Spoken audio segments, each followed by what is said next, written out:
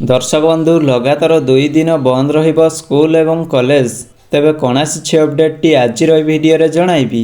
ता पूर्व भिडियोटी को शेष पर्यंत देखंतु एवं भिडियोटी गोटे लाइक करी चैनल टी को सब्सक्राइब कर दियंतु एवं पाखर थिबा बेल आइकन को दबाई ऑल नोटिफिकेशन उपरे ऑन करी रखंतु, जहा द्वारा आपण मा चैनल प्रत्येक लेटेस्ट वीडियो सर्वप्रथमे देखि परिबे। अनेक राज्य रे बैंक एवं अन्यान्य सरकारी अनुष्ठान रे छुट्टी दिन रहिबो। उत्तर भारतर अनेक राज्य रे बैंक एवं अन्यान्य सरकारी अनुष्ठान रे मध्य छुट्टी घोषणा करा जाइछि। एभली परिस्थिति रे साप्ताहिक छुट्टी एवं साधारण छुट्टी गुडी को दृष्टि रखी विद्यालय गुडी को लगातार 2 दिन बंद रखा जिवो। एबे पुणी थरे लगातार 2 दिन स्कूल बंद रहिबो, जार लाभ प्रथम श्रेणी रु नै द्वादश श्रेणी पर्यंत छात्र छात्री माने छुट्टी उपभोग करि परिबे। वास्तव में अनेक पर्व जो अगस्ट मासरे विद्यालय गुड़िक बंद रखा जाइथिला। सेहीपरि आसंता 25 और 26 रे मध्य स्कूल कॉलेज और सरकारी ऑफिस बंद रहिबो।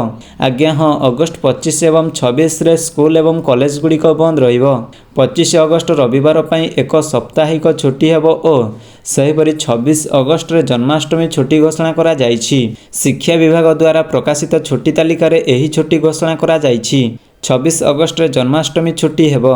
एभली परिस्थिति रे समग्र देशर प्राय समस्त राज्य रे छुट्टी घोषणा करा जाइछि।